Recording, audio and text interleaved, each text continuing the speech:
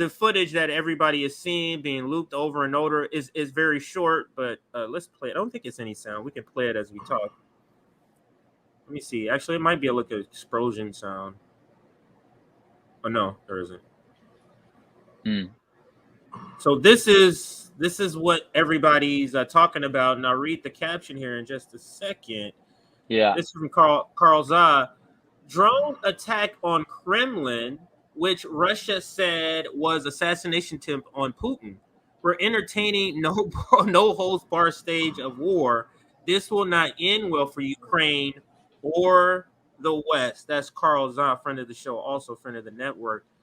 Your initial thoughts on the story in general, just the overall story, and just to be specific, you're not here in a sort of a reporting capacity on this story. You're just here giving your opinions, because it's it's still a lot that needs to develop and needs to come out before we can really develop opinions. But what is sort of your reaction to the story, the overall story? Well, it's pretty alarming. This video seems to show a drone being shot down. That first noise you hear at the beginning sounds very, very much like an air defense system, an anti-air munition being launched, that kind of rubber band sound. I became very familiar with that noise when I was in Donetsk the end of last year. So that's what that seems to me. It seems to be getting shot down directly over the dome there. What did you think when you first heard that? Because you said you are hearing this sound in person.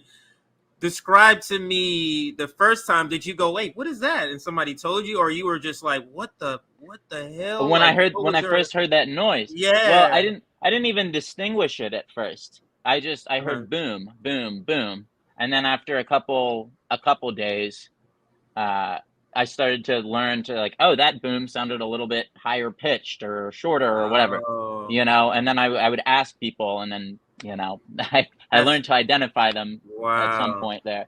It's weird how they know what it is. The locals know, like, hey, totally. Everyone in the net. That's it. Yeah. And it's little kids, right? Kids. There are kids who have never been alive and witnessed anything other than just like that. Right. This is that it. This kind is of the normal atmosphere. Right. Normal. Exactly. So I mean, my first impression is kind of like, obviously it's a video. I don't think like I'm like getting bombed or whatever. But my first impression seeing this is like, wow, I've been kind of predicting for a couple months that this is the direction that the Ukrainians would go. That as they falter on the battlefield and as they get kind of crushed up by the Russian war machine, that they would basically have no choice in their mind but to try to go towards asymmetrical military strategies, towards a kind of terror tactics, towards sort of insurgent tactics. And that's, I think, what we are seeing more and more, not just this particular assassination attempt, which I do, I think it's probably likely, from what I've read, Putin was not there. And to me, it's not that likely that the Ukrainians would have, I imagine the Ukrainians would have known that, but I can't be sure. Obviously, this is speculation. To me, it was kind of a shot across the bow. They're trying to send a message, hey, we can strike anywhere, anytime. Even if they didn't really strike, they made it close enough to the very heart of Russia to send a message. And the message seems to have been received loud and clear. In Russia, you see quite a bit of anger from some of the more hardcore sort of pro-Russia voices. Sort of like, how could this have happened? We need to obviously take more significant measures to ensure kind of national defense. But on the other hand, I mean, you have the reaction from former President Dmitry Medvedev, who said after today's terrorist act, there are no options left but the physical removal of Zelensky and his clique. So this is, kind of an escalation, I think, in rhetoric. A lot of people calling for an increase in kind of heavy-handed tactics to respond to this attack. The Kremlin itself said, we consider this a premeditated terrorist action and an attempt against the Russian president. They said they reserve the right to retaliate in a manner, place, and time they're choosing. So, I mean, at least rhetorically, you have a big bump in terms of that anger and outrage coming from the Russian side. Now, what this results in terms of the battlefield, we don't know yet. But if I was a betting man, I would say there's going to be a significant reaction, a significant response. We didn't see necessarily that much after the recent the pro-Russian journalist was killed in that cafe bombing.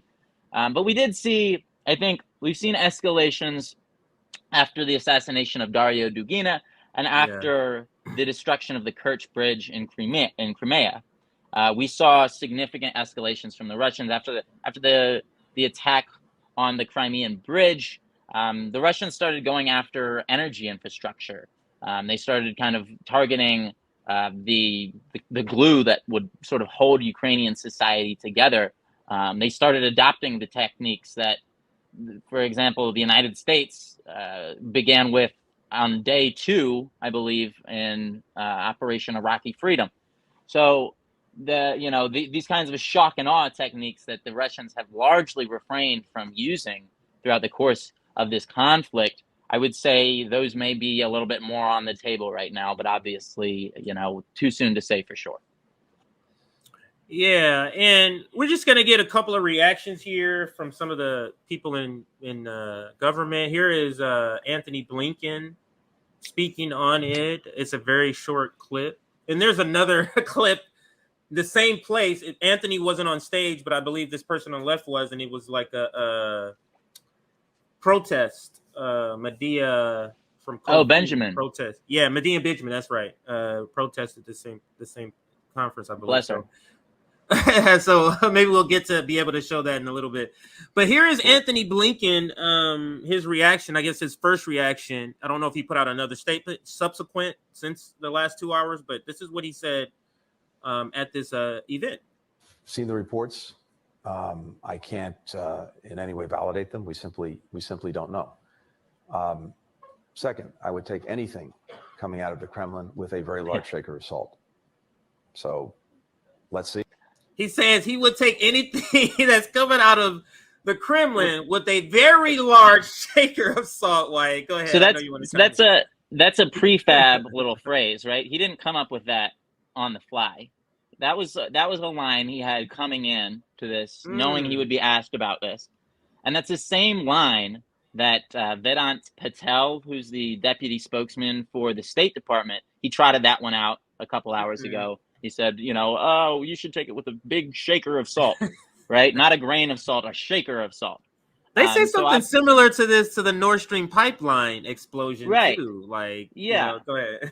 it's this kind of they have these weird phrases that kind of stick in your mind that clearly were come up with in advance, and they all sort of start recycling these same lines, and it's kind of like, okay, well, I would take let's say, so what are they actually supposing that, right? Here's a natural follow-up, which I would ask them if I were allowed to be in the same building as them, right? Which a journalist who does their job correctly would ask him as a sort of a follow-up is like, well, so what are you proposing? That the Russians did it to themselves? That it's like a Russian false flag attack? That the Russians wanted to like look weak in front of the world and like, I don't. That's I what some in corporate media are saying. Actually, that's what some. Right. I think on CNN earlier they were kind of alluding to that when I posted that about this stream, Wyatt, and people's reply. I had a bunch of neoliberal people come in and say false flag, and post some supposed corporate article. Well, if you'll remember a few years ago, the Venezuelan quote unquote democratic opposition attempted to assassinate Venezuelan President Nicolas Maduro the same way with a drone attack. And that was kind of the line at the time from the neolibs was like, oh, he did it himself. Just to, he probably, it was all faked or whatever. No, it wasn't. And years later, the so-called intelligence community acknowledged this, that it was a legitimate attempt on his life that was directed from Colombia. But at the time, it was the same thing. It was, oh, he's probably just doing it to himself for attention or whatever. Yeah. Right? Yeah. And it's just, it's so ridiculous. That's why I'm laughing. It's so ridiculous to even think that would be a consideration. But the fact that you would bring up something so ridiculous as a reason is kind of telling to me. You know what I mean? Like you wouldn't have a response like, wow, that's something that, Ukraine should not engage in that. Like if you didn't have some other response, your response being like that, then it's, I don't know. Well, it's just, if you really didn't know, why wouldn't you just say that? Yeah. Why wouldn't you just say, we don't have any way to confirm or deny, so we're not going to say anything until we do? Point taken. Let's listen a little more and see what Antony Blinken says.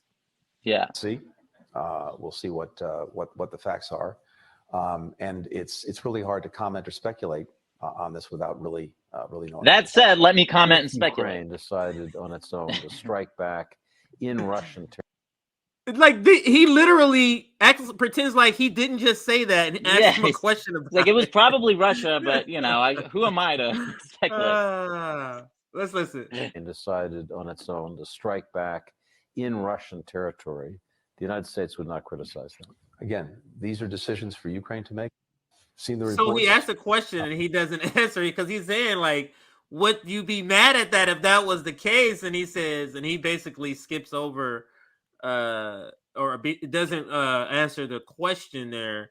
Well, it's a ridiculous premise, the question itself, because he says, he frames it as though would the Ukrainians of their own volition do all these things, and the U.S. didn't know about it. But the reality is that, the U.S. has more or less been using the Ukrainians as kind of like a puppet. It's kind of a meat puppet for them to wear this sort of Ukrainian disguise and go about doing all the anti-Russian warmongering that they've wanted to do for many, many years. And so, now,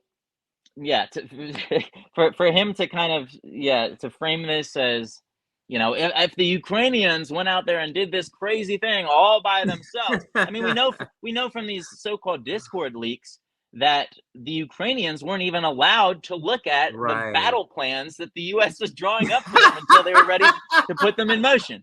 So, like, there's like a disconnect here. Right? Now, so this is, I think you spoke to this earlier, or mentioned this earlier, Speaker of the Dumas, I think that's how you say it. Zelensky's regime is as dangerous, and I guess that's his response to the drone attack on the Kremlin palace. The head of the Russian Dumas, the Duma, right. Sorry, I think that's what we're talking about.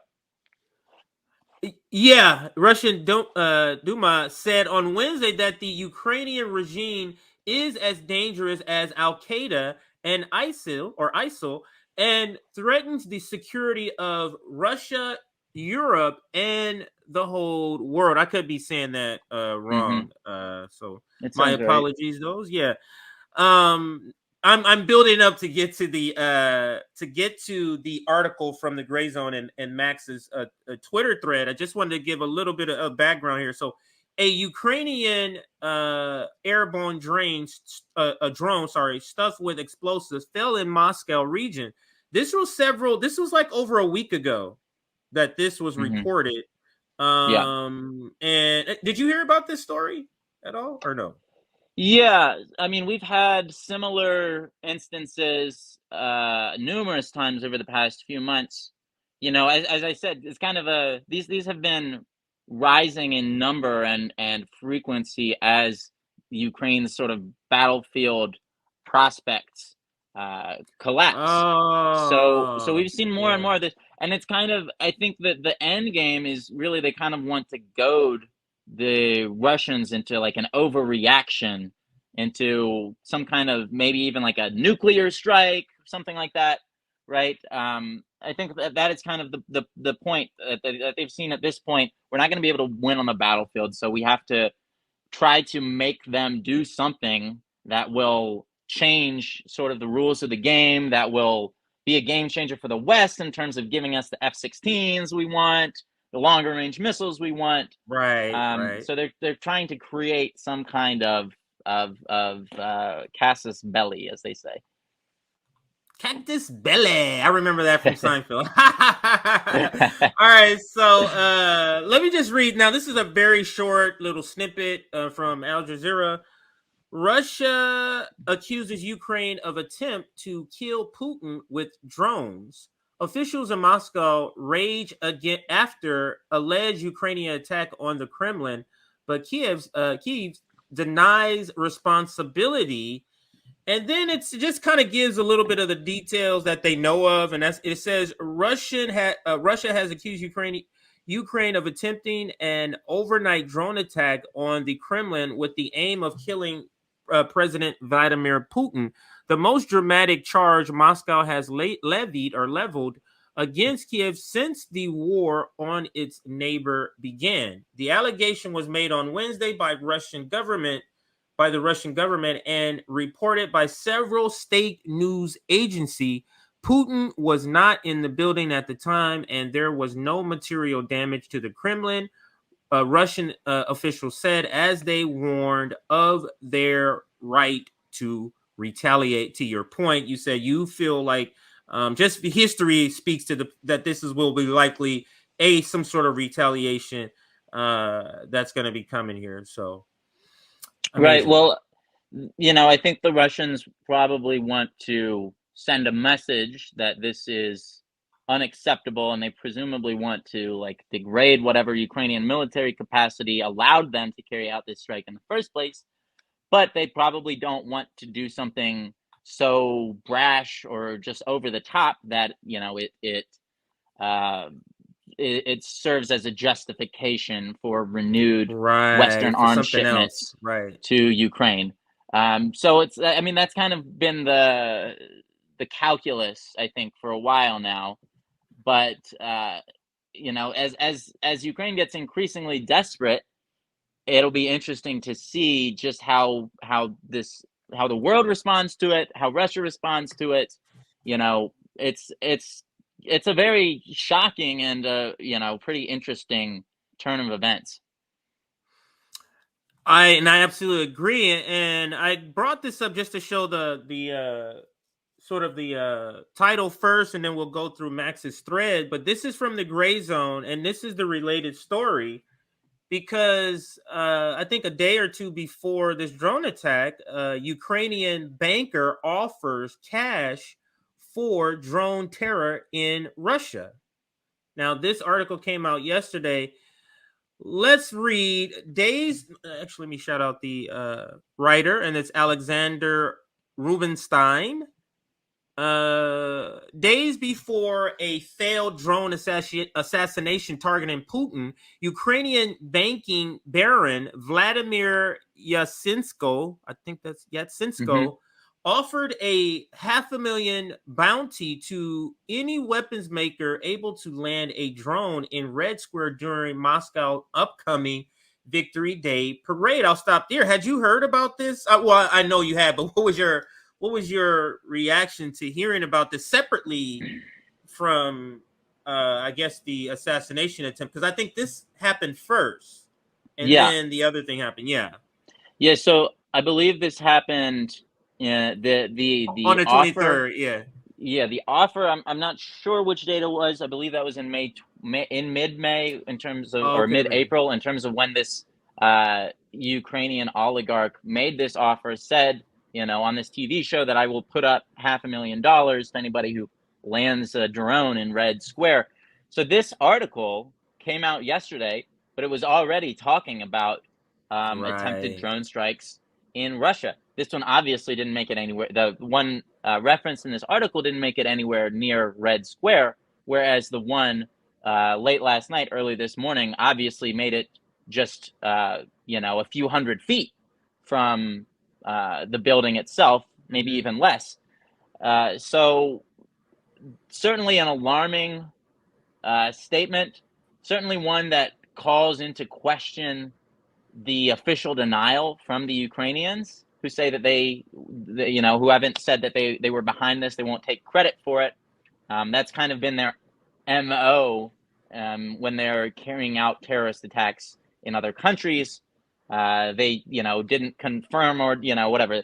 They did that kind of we don't confirm or deny kind of. I did one of those.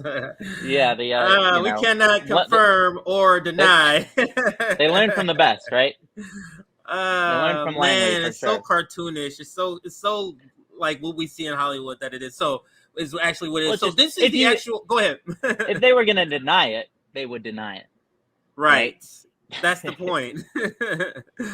Now here is the Ukrainian banker that they're talking about. This is the actual video, and let me read it again. It says Ukrainian banker offers cash for drone terror in Russia, and he's an oligarch, Vladimir. And we read it before. I don't need to reread it, but let's listen in his own words. And now I'll translate it because it's in he's speaking in Russian, so I'll translate it as quickly as I can. It says, but about how the domestic drone market is developing when all of the Ukrainian Defense Forces needs are met, how will Ukrainian developers take on the international UAV market?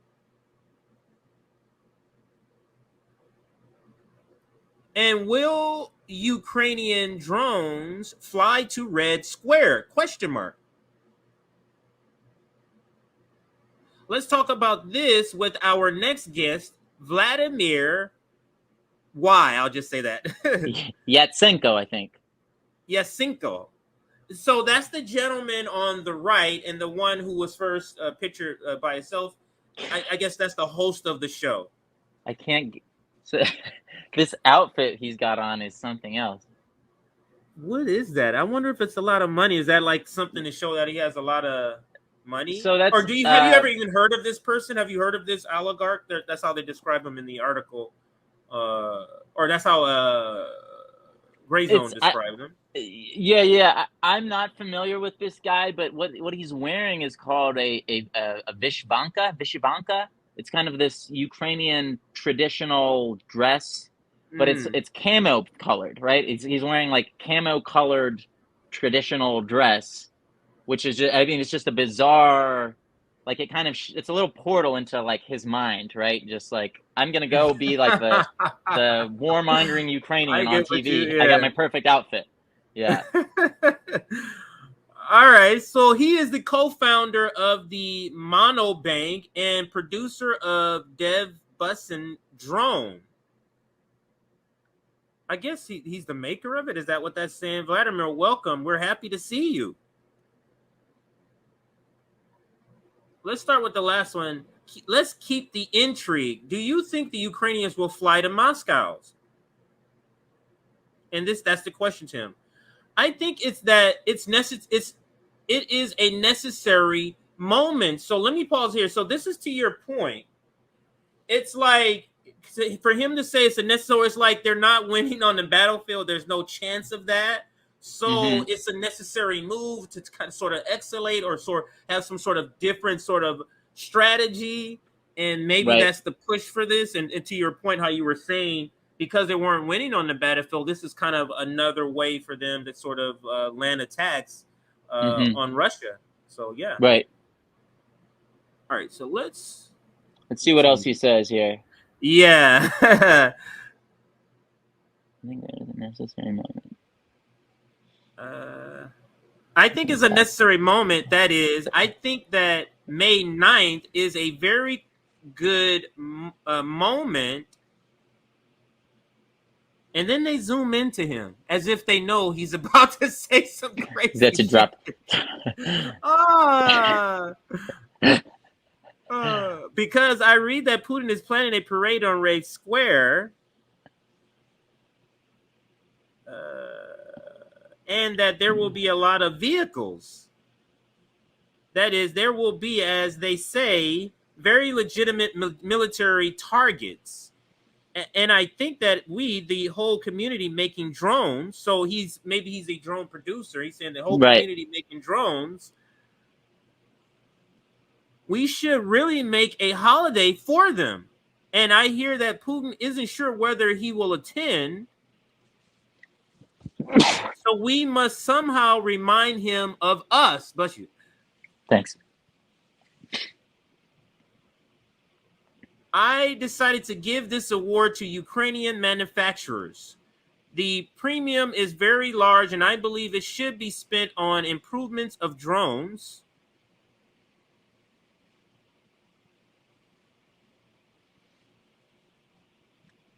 Waiting for it to update. The prize will be $20 million. That's $500,000. Right. Wow, $20 million with the condition the drone must land on May 9th on Red Square. Jesus. The drone should be recognized. That is, it must have the Ukrainian slogan like "Glory to Ukraine" or "Putin, ha ha ha," or "La la la." Maybe that's laughing. Or "Glory to the hero," so that I can clearly understand which manufacturer made it and who did it and who didn't arrive. This money is the minimum amount I will always have deposited in the Mono Bank. You can go to the QR code and see there's already 20 million for participation in the parade. Wow. 20 million Hervinius for participation. I want to say that in order not to give impression that this is a game with Devo's participation, according to the law, I will not pay the prize to myself. So he can't do it. He's like a sweepstakes promoter, like reading out all those fine print. By the way, I want to say we are already warming up. For example, on the 28th of March, there was news that there was a drone, and he brings up, I guess, receipts. He holds up. Yeah. All right, we're coming to the end here. He's pointing out a thing that says "Slava Ukraini." That's like the fascist slogan. Like "Glory to the heroes" and the "Glory to Ukraine," "Glory to the heroes." It's like Nazi slogans, Nazi collaborator slogans. Unfortunately for us, it was training drones, but it caught on a high voltage line, and he looks giddy in his face. Almost. He's so thrilled. Yeah. Let's see what else he says here.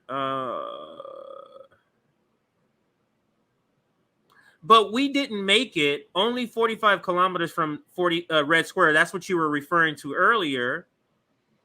45 kilometers away is where he got it. It was, by the way, ready for the parade. We watched a bit how they react, whether or not they see us. I can say that everything will be fine. Let's create a holiday for them. And he says it laughing. Quotes. Just amazing what's happening here in this. Now let's go to the thread and kind of sum it up. And this is we said Alexander Rosenstein. That was him in his article again. That's the Rubenstein. Rubenstein. I'm sorry.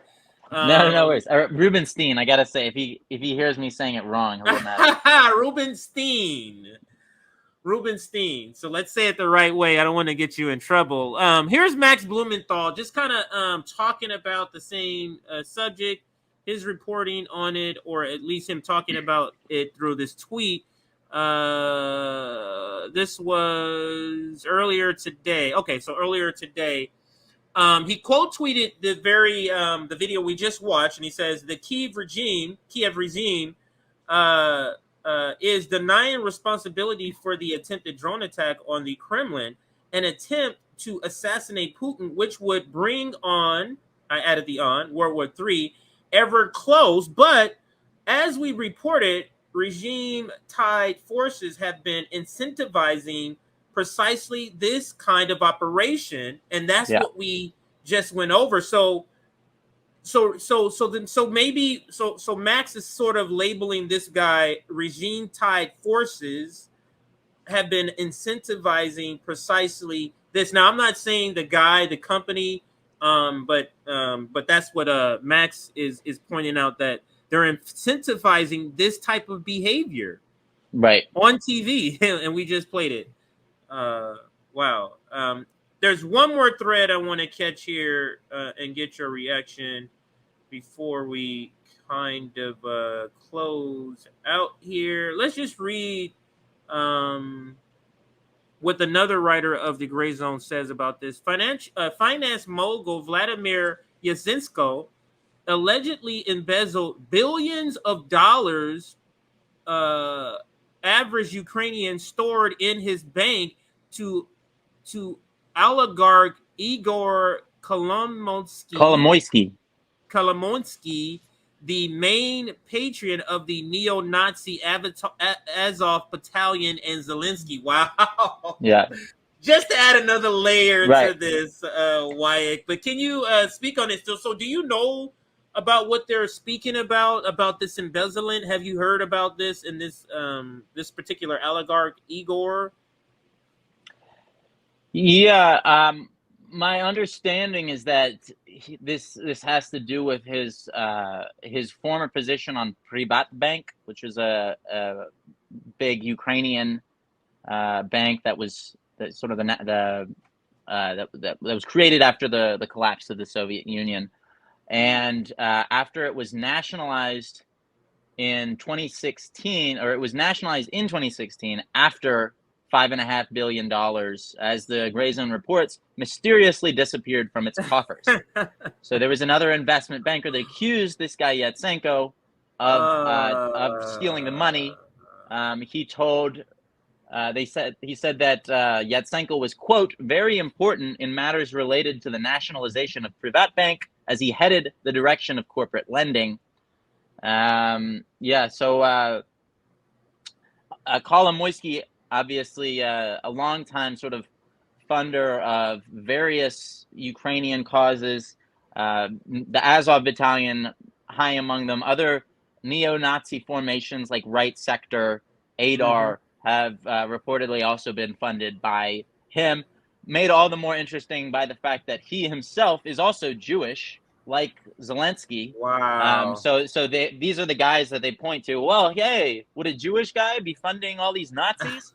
Like, well, if he deemed it Jews. So they are like what I would call a coon if a black person was doing this. I would call them a coon. Wow, so they're over here cooning over here.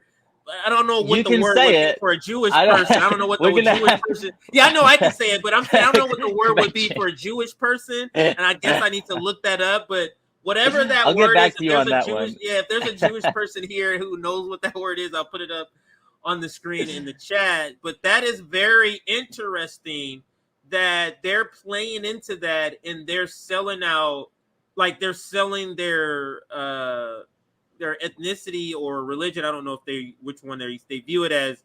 They're selling that as why would I do that? And look at me, you know what I mean? It's the same thing that would happen here. Amazing. Yeah, right. I'm trying to think of a. I can't think of a word. Let me see if the Uncle chat Torah, has, maybe. I don't know. Let me see if the chat has given any. No, I don't see anything in the chat. We'll see. Yeah. Oh wait, here it goes. It says the Jewish community's word is right. Okay, so I don't want to say it just in case it's offensive. Capo. Maybe no. Okay. It's not. I can say it. It's the word that he's right. The word that for Jewish concentration camp guards. It's that would make sense. Just like it would be like a guard on a plantation, like a black, like an enslaved African. Wow, wow, wow, wow. So Full you see circle. how we all have these traders, and everybody has a different word for it. But that's why I love learning. I love learning this. So capo. Okay. Wow, amazing. So, but let's go to the writer of the article in the Gray Zone and listen to what he tweeted out, Wyatt. And he says, Ukraine is badly losing, so it is resorting to CIA-style covert sabotage operation and Al-Qaeda style terrorist attacks, car bombs, C4 strapped drones, suicide bombings of infrastructure, remote detonations at public events. Expect to see even more when the counter offensive flounders. Wow, so Ruben Stein, right? Stein. Ruben Stein. I don't know. When I see it, I try to not see the word. Because if I see it, I pronounce it the way we say it in California. I would say it over here. No worries. So yeah. But what had you seen this tweet before then? And if you had, but what is your reaction to how he describes it? It's kind of how you described it earlier, but what is your reaction to how he described it as a CIA style covert sabotage operation? You mean the CIA does stuff like this? Wyatt, go ahead. So not only does the CIA do stuff like this, I'm trying to pull up a link to send it to you here. Okay. The CIA has a covert, they called it a freedom fighters manual, that they distributed, airdropped over Nicaragua during the 1980s. I'll send you a DM here. Okay. And if you did it. Oh, I gotta move my camera because I had it on the on the laptop there. No worries. Yeah. So this fascinating manual here gives you kind of a little bit of insight into what the kind of mentality at the CIA is, and it's confirmed obviously by Operation Timber Sycamore, by all their dirty war tactics in Syria as well, that this is something they do to this day. But in this particular manual shows people how to basically go around sabotaging a society and also creating things like IEDs to blow up buses. Well, so as you can see here in the Wikipedia page on it, which, you know, I'm sure they do their best to downplay the significance of this in the article, but drawing from the specific quote here, the CIA said it was a practical guide to liberating Nicaragua from oppression and misery by paralyzing the military-industrial complex of the traitorous Marxist state. So that's, you know, a little bit of CIA magic for you, rhetorical magic. Wow. They have no allegiance to any particular, they'll say anything, right? They'll adopt any kind of language and use it on any type of people if they think it'll play. They're using the term military industrial complex to refer to Nicaragua, right? They're almost like this is like the second or third poorest country in the hemisphere. They barely have an industrial complex at all, let alone a military industrial complex. You know what I mean? Can you imagine, like they're out there exporting weapons all over the world? No, you know what I mean? But it doesn't really matter. It's just, they're using just some juicy words that's going to grab you. Like, oh, sure, they're a military industrial complex, That sounds Everyone's about got right. one of those, right? We definitely have one, so they probably do too. But this was, going back to the point, this has always been, I don't know, always, but for at least 40 years, this has been kind of the modus operandi of the CIA. It's like, hey, we want to have a war without having to be directly publicly involved. Well, here are our little rules. Here are our little guidebooks. Here are our tactics. Here's the little booklets that we airdrop over countries to tell people how to, push our regime change operation from within. So now, they're doing the same thing in Russia. For many years, the value of Ukraine, especially post-World War II, to the kind of transatlantic elites, sort of capitalist ruling class in the West, was basically like, hey, this Ukraine, this is a perfect staging ground for our counterinsurgency efforts, or our insurgency efforts against the Soviet Union, because it's right on the border between Europe and Russia, B, because it's filled with a bunch of nationalists who vehemently hate Russia and who were Nazi collaborators in World War II, and who better, this is the idea of the CIA for many years, who better to take down the communists than the number one most committed anti-communists, which are the fascists, which are the Nazis. You know, they were the most diehard, dependable anti-communist assets the CIA ever had. And there are plenty of comments to that effect from former CIA officials.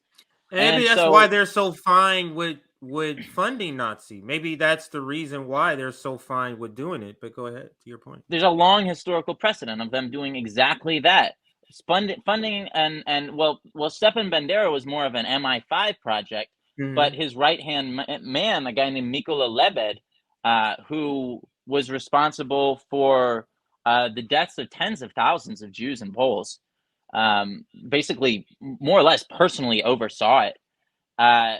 He was subsequently managed to escape justice, escape the Soviets who wanted to execute him, understandably, for his crimes. And he made it with the help of the CIA, and he lived out his life working as a CIA asset from Pittsburgh, where he died in 1989 after a long and lovely life. But this is a guy who is directly responsible for the deaths of thousands, right, of people. And that was, he was just, well, you got to break a few eggs to make an omelet. That was the attitude. That's the attitude. And the eggs just happen to be people's lives. That's all. The eggshells just happen to be lives being crushed. Tens of thousands, hundreds of thousands of people's lives, millions of people's lives who've been totally uprooted by this conflict. And that is the classic tactic was, hey, we're going to ship all these Ukrainian insurgents. They were airdropping them in. And then because they didn't realize they had a mole for many years, they were all immediately getting scooped up by the KGB. And they had waiting parties for them every time they came. Thank you. I think Kim Philby probably responsible for that one. Former MI5 spy who was actually secretly working for the Soviets for many decades. It's just so much. I'm sorry, I'm like getting off track here, but no. I don't mean that. I mean like one spy is a double agent and a triple agent and all this other shit. You never know, man. You really TV. Right. But so that. But was it's funny how Hollywood conceptualization of Ukraine, right? That was how they thought of Ukraine. Is like, this is our backdoor straight into the Soviets. Right. This is our most direct sort of point of entry. And the Soviet Union has always understood, the Russians have always understood that Ukraine is the West's number one access point to Russia. It's how Napoleon invaded. It's how Hitler invaded, through Ukraine. So it's always been a very sore spot. And, people on TV who, work for the CIA or the State Department pretend not to know better. They pretend that, this was unprovoked and they just hate Ukraine because, they hate freedom and democracy. They hate the perfect democracy that is Ukraine. No, they have very legitimate reasons for being hesitant about having Western domination of Ukraine, because the last few times it's happened, it's led to ruin for their country's millions of deaths. But let's listen to Zelensky, and this will be kind of to close out the segment. We don't attack Putin or Moscow. We fight on our territory. We are defending our villages and cities. We don't have, enough weapon for this. That's why we don't use it anywhere. For us, that is the. He's essentially Wyatt saying we don't have enough weapons, so we can't use it like willy-nilly. Like, we don't have enough weapons to just be, doing these types of things. But to the point that I was making, this could be precisely the reason that the guy went on TV to incentivize other actors to participate in sort of the drone makers specifically to participate. But what say you about that particular point and what Zelensky is saying here? And then I'll finish the video. After well, that. I'm convinced, right? Are you not convinced as well? That was That's all it took. He put all his heart and soul into that one. We don't do this, okay? Right? Promise. No, I mean, it's all about plausible deniability. That's kind of the name of the game here. Is just give the West, give the media a soundbite that they can use to, okay, well, Zelensky says he didn't do it, so it's probably just the crazy Russians making it up. You have to take everything they say with a shaker of salt, right? Lincoln said that, so it's got to be true. Does a shaker mean like it's so outrageous? Instead of saying a grain of salt, when you say shaker, it means it's like a new phrase that they're coming up with, because you would say a grain of salt, right? But a grain isn't enough. You need the whole salt shaker, right? It's like this melodramatic little phrase. Oh Lord. All right. But, so to me, he's basically I think you're right, nail on the head there. He's saying, well, this wasn't an official Ukrainian action. Maybe it was some private citizen, some private enterprising Ukrainian, or perhaps some angry Russian who just took it on himself one day to, try to take out the president of the Russian Federation. It's absurd. Private citizens generally do not have access to the kind of technology that you need to land a weaponized bomb-carrying drone into the center of the most protected square mile anywhere in Russia, right? Yeah, it's just, obviously, it's too soon to say exactly what happened here, but I'm inclined towards what you're saying here, that this is kind of a plausible deniability thing, that okay, that's some entrepreneur out there who's just trying to win a prize, hit the president, win a prize. For all we know, maybe that was part of the whole plan, to have it come out so it makes it seem like it's not the government that's doing it. So for all we know, it could have been, not to say that's what it is, but we don't know. And the reality is, go ahead. Ukraine is not like a free society. You can't just run around launching military attacks willy-nilly. You would be in trouble. You get in trouble for taking videos of drone strikes, right? You get in trouble for taking videos of like a smoke in the distance. They send the SBU, they send the secret police to your door to do God knows what, so people aren't just you call them the secret police. Well, are they secret and then they have a regular police, or that's just the name of their police? That is they are like a modern day descendant of kind of the KGB, right?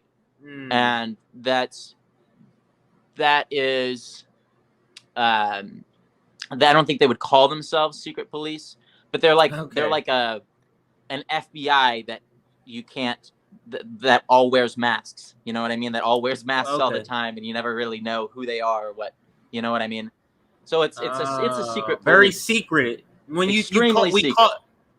they're labeled secret because of the mask, because nobody knows who they are publicly. Is that the reason why they're kind of given that, or is it because how they operate? Like, then they take people they accuse of collaborating with Russia. They take them and hide them in black sites, a technique I'm sure they picked up from some of their buddies over in Langley over here.